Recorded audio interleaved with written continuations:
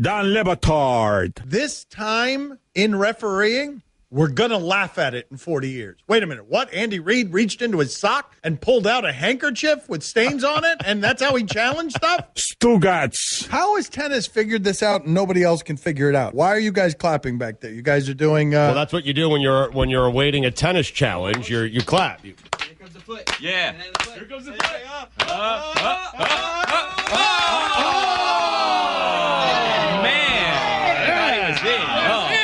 Great call. Yeah. This is the Dan Lebatard Show with the Stugotz on ESPN Radio.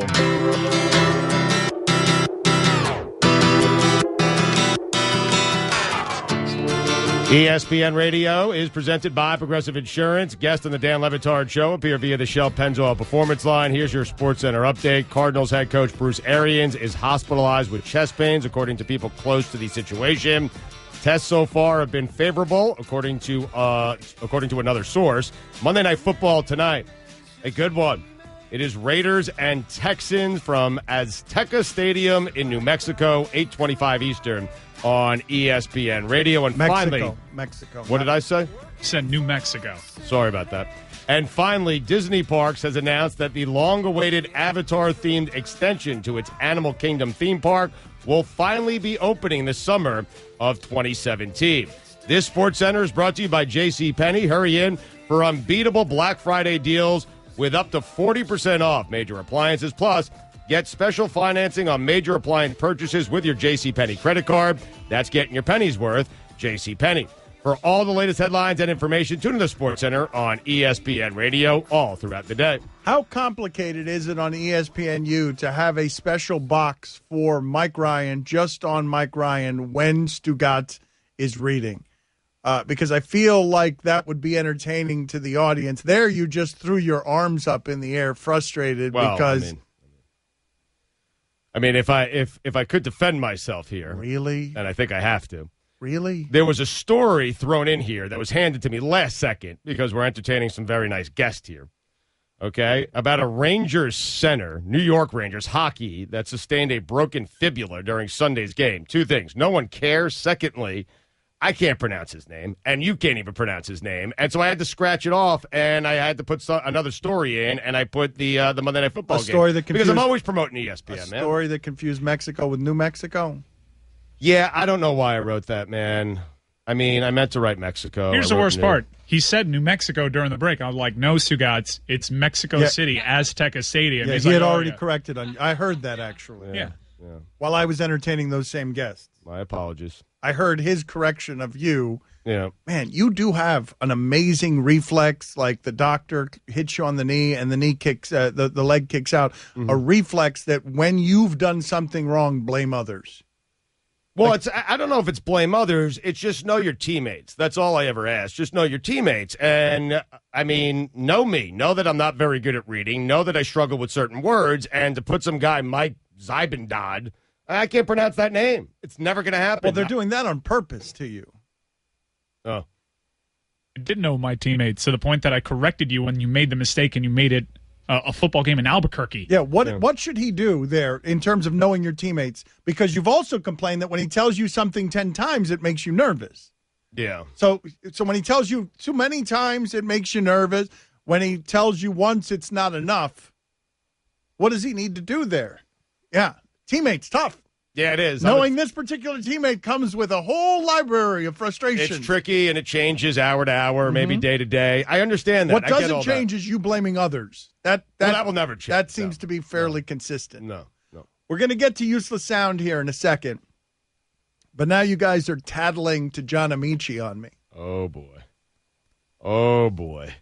Yeah, people are writing to our gay friend John Amici. Pence has made a career of devaluing, disrespecting lives. Now we have Lebatard saying Hamilton speaking out is disrespectful. One of the great arguments, not just in sports, but in any sort of conversational disagreement that you have, is the idea that we make situations that can be both, either or. We do this one all the time. I see, and how could you not see, how Mike Pence might find that disrespectful? Like, how can you? He's there with his family to enjoy the play, and he's getting lectured by the cast of Hamilton. That they did so respectfully, and then that the audience began booing him. Like, how can you not? Just make it you. You're sitting there with your family. You going to think that one's disrespectful? Probably. Now, make it you that's the cast of Hamilton. You're going to want to do that? Probably. That's it. Like, go ahead and take sides with roaring disgust if you want, but put yourself in both of those situations. That's it? You mean that's it? Two of the more complicated issues in our nation. You solved it. That's it, huh? I didn't solve it. I would do it both sides. I just get why both sides are reacting. I will not look at both sides. I will pick whichever side I want after collecting enough data. You know what? Bleep data. That's right. Bleep everybody. Okay. Penn said he didn't feel disrespected. He's lying there, right? Oh, I don't know. I mean, he felt disrespected. Look, man. Did he or didn't he? I love this. We gotta create this character a little more. What is this? The demon of debate? Like what? Did he or didn't he? Okay, wait a minute.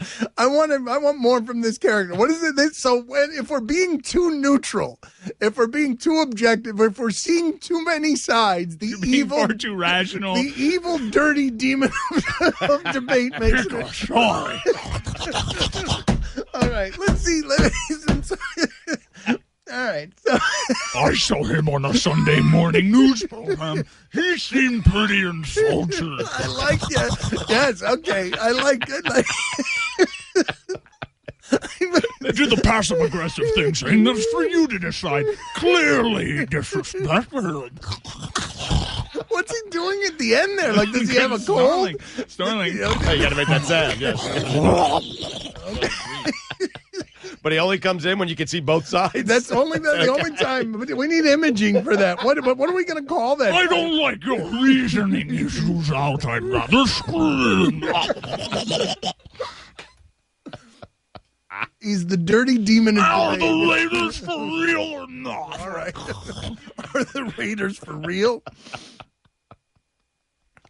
All right, let's get to our useless sound montage. I feel like you're snorting. You got a cold. This character needs some work. Strained larynx. Yes. It's abusing its power because it's not meant for the Raiders for real. Yeah, it's not, no. I'm just curious. I'm just curious. Are the Raiders for real? That wasn't a part of the debate. That was just, you were just curious. Someone needs to answer this. You were just using your powers there. You just out of curiosity. Looking with Jack Del Rio. Okay, so you were not. All right, so you were not trying to spread evil and debate No, there. sometimes I'm just generally interested. What do you guys think?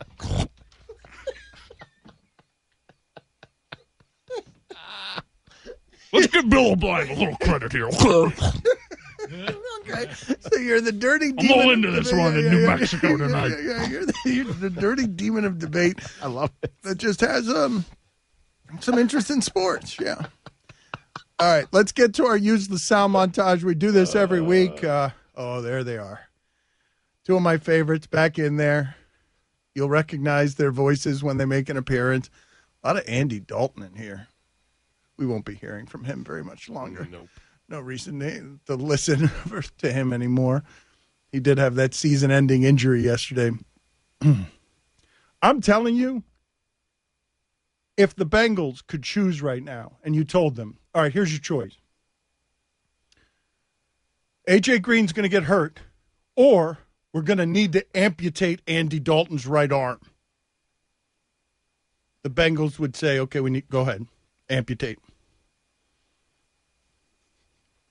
Play with the amputation like Quinn did yesterday. Robert Quinn played yesterday after being in the hospital, and just have the prosthetic throw the ball toward A.J. Green. Some sort of catapult device of some sort. Just throw it in the area of wherever A.J. Green is. But A.J. Green's going to be 100% healthy? Okay. We'll take it. Take our chances. Time now for the useless sound montage.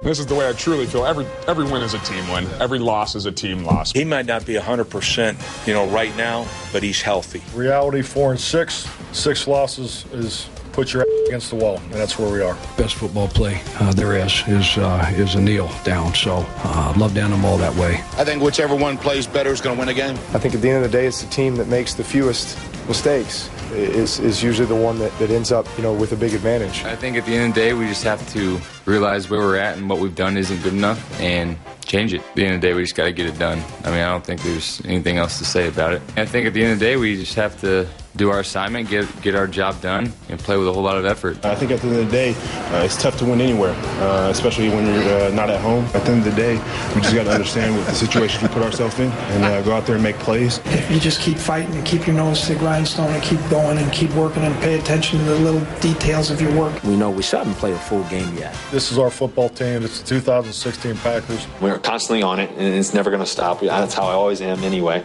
Constant prehab work. I call it prehab. We go out there, we're trying to score 2,000 points if we can, and we're trying to stop them every single time, but it hadn't worked out that way. We're going to have to put this one behind us rather quickly. There's no 24-hour rule when you have another ball game in 4 short days. It was a bad throw. It was a bad two things: bad decision, bad throw, and then those together lead to bad plays. You may never know. It may be the first play of the game, it may be the 30th, or maybe the 60th or 74th. You never know. He's growing every week. I'm glad to see he's providing some splash for us, flash that he showed us in draft preparation. What? Yes. He's using it as a verb now? Splash. Yeah. Splash. He's using it as a verb, not an adjective. Splash. He's splashing for us. Splash. Not splash plays. I want to hear the end of that again. Mike Tomlin using the splash that way. Did we figure out why the nose is to the grindstone? Have we already done that? Did we figure out why the nose is near the grindstone? I think so. I'll check it again, though. I don't remember what the answer to that was.